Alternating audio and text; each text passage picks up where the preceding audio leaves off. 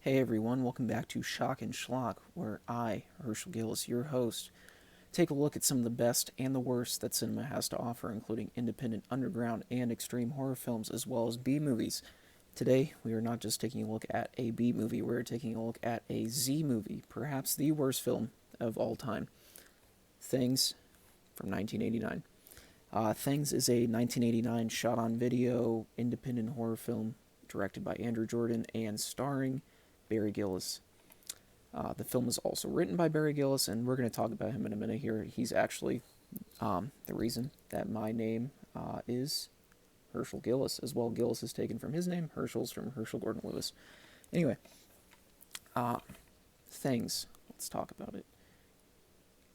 I don't even know how to start with this movie. Let's start with what it's about. I suppose it's going to be hard to even talk about that. But on paper, I suppose Things is about a couple of friends who go to their friend's cabin in the woods. Typical horror movie stuff there, where they are attacked by monsters created by presumably a scientist. I guess. I guess. I want to emphasize. I've seen this movie 5 or 6 times now, and I still don't know what's going on at all. Things is probably the worst film of all time. There is essentially no story past monsters attacking. The acting is atrocious. The production is atrocious. The film apparently was shot on a $350,000 budget. From what I've heard, it's actually close to 65,000. I don't know how that even occurred. Where did the $65,000 go? I have no idea. So, much like The Room, Things is one of the most unintentionally hilarious movies I've ever seen. Ever. There are scenes in this movie that the audio went bad on during production, so they decided to dub the movie again with their own voices. So Barry Gillis talking over himself in the movie, sort of like you'd see in a foreign film, but in a foreign film that's dubbed by the worst actors ever, that they can't even match their own voices to it.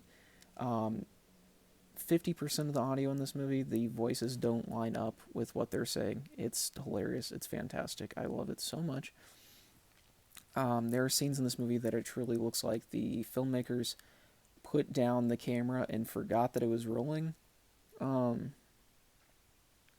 there's not a whole lot to even say about it like that. It's a movie that I almost feel sorry for in a way. I can't tell if they tried or not. This is one of those movies that's so bad that if you tried to make a movie that's this bad, you couldn't. The cinematography is really the only passable thing on here. Um, and by passable, I mean it looks about the same as every other shot on video 90s movie. The special effects are terrible, obviously. The creatures in this look like, I don't even know, they look like potatoes um, with legs coming out of them. I don't know who did the props in this. It looks horrible. Most of the movie just is sort of scenes that are very loosely connected, and there's literally a character in this that leaves for a good 40 minutes out of the movie and comes back at the end. The dialogue in this movie is hilarious. At how atrocious it is. My favorite is when the character that I talked about disappeared earlier. He goes, "Where did he go?" And he says, "Oh, he must have disappeared into the fourth, fifth, and sixth dimension." And that's all the explanation we get for it. And he randomly comes back at the end of the movie for no good reason. Um, there's a character in this movie that literally delivers his lines, and you can tell that the actor is trying not to laugh. And we're all laughing there with him. It's crazy. I can't emphasize that this film is unlike anything you've ever seen. This is the trash movie.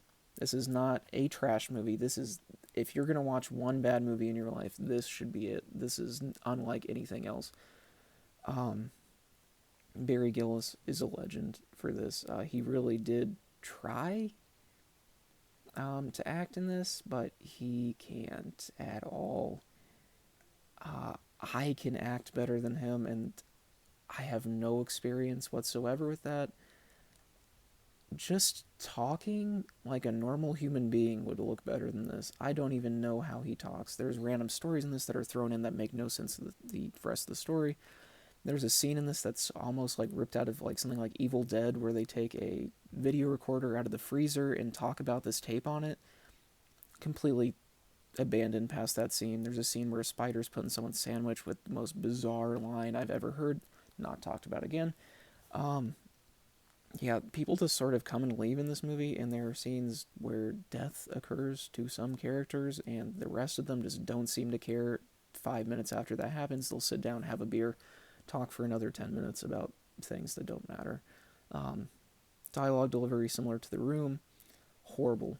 Everything is meant to be serious, but you can't. This is one of the funniest movies I've ever seen, just because it's a comedy of errors, and I do think this is a strong proponent for looking at taking a harder look at movies that are this bad as almost a sort of performance art, because I don't think you could make a movie this bad intentionally. You got to kind of appreciate this. Like, this is a masterpiece in its own way. This is like the Citizen Kane of bad movies. It's mind-boggling where the $65,000 went in this movie, or the $350,000 for all that they've said with that.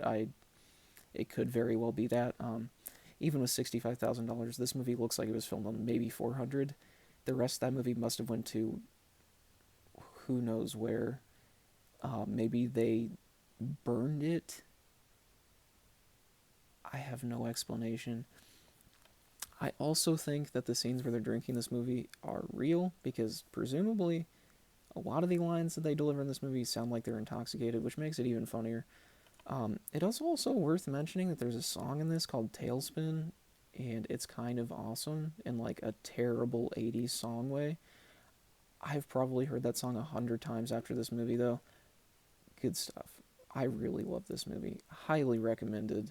Um, get a group of friends together, make fun of it. You'll have a great time. I don't think there's anybody that's going to sit down with this and at least think it's boring.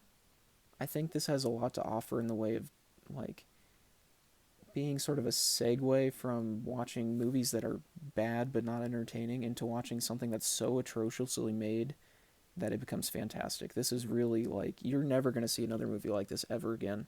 I've never seen anything like it, never seen anything like it prior. Fantastic. This is one of the movies that actually made me want to make this channel, so I could talk about stuff like this. It inspired my love of trash cinema, and I would honestly put this probably even above The Room in terms of so bad that it's good filmmaking. Far beyond Troll 2, far beyond The Room, far beyond Hard Ticket to Hawaii. It makes Birdemic look like a masterpiece. I can't overemphasize how bad this movie is, which means it's essential watching. Absolutely fantastic. The Intervision released this as well. I'm a big fan of Intervision in general. That's where I get a lot of my favorite shot-on-video trash horror movies. They're a subsect of Severin, who also puts out some great stuff. I'm going to be doing a lot of reviews in the future of our Severin movies. Not for the so bad they're good for the most part, but for that, there's some sort of interviews with some actually really famous and well-known actors and filmmakers in here, including Toby Hooper, the director of the Texas Chainsaw Massacre, as well as Poltergeist. Uh, if you buy this, make sure to watch that. It's hilarious. Yeah, I love this movie. It's also worth mentioning, as a side note, I'm rambling, but I feel like that's even more fitting for this movie, because this movie is just one incoherent mess. This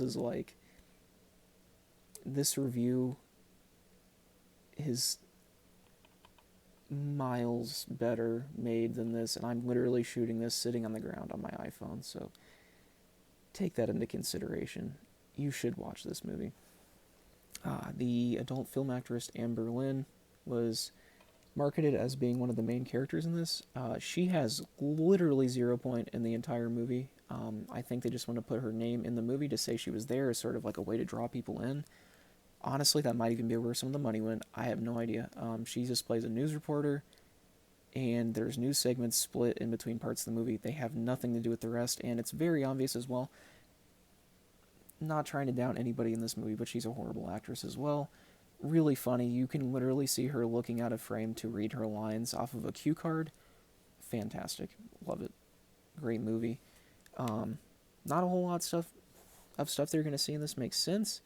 I'm going to talk about in the future too a movie called The Stuff as well, and I have a fun double feature. If you've heard of that movie, you should watch The Things and Stuff.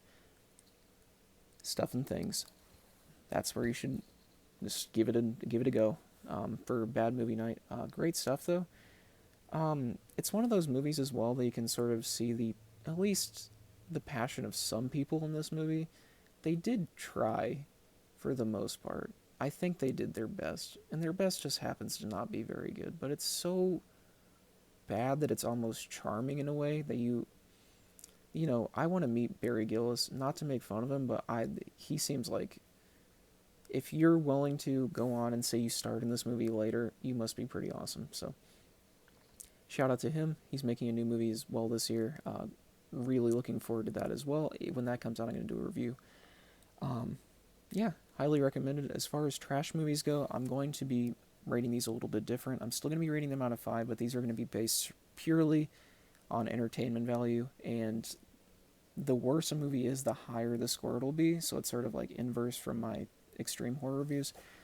This is really the pinnacle of bad filmmaking. So I'm going to give this 5 out of 5. You're never going to see something as bad as this movie ever again. It's highly, highly entertaining.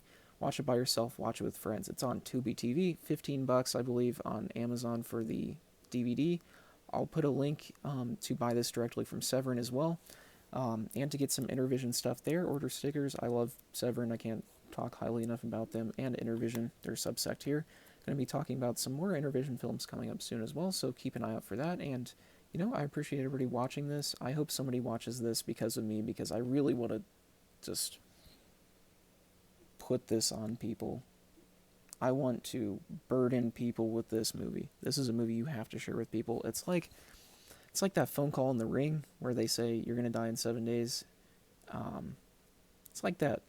Make somebody watch this within 7 days, or you're gonna be stuck listening to Tailspin for the rest of your life. I'm Herschel Gillis. Thanks for listening to my review, and come back later this week and we're going to be talking about some other great stuff. Thanks.